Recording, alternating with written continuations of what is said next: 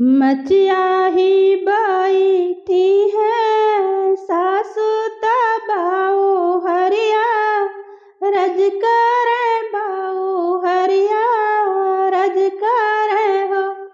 सासु सपने के करहु बिचार सपन बड़ा सुंदर सपन बड़ा सुंदर हो।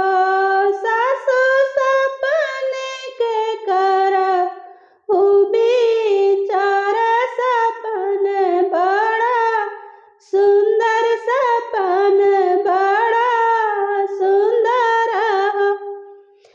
गैया तो देखो पियावत तो दुबिया रे रीता दुबिया रे नी हो।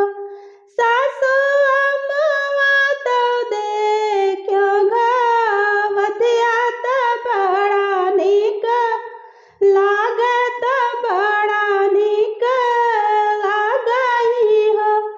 सासु अम्मा तो देखो घावतिया तो बड़ा निक लागे तो बड़ा निक लागई हो। चुप रहा बाऊ हरिया चुप रहा दुश्मन ना जानैयर दुश्मन ना जानई हो।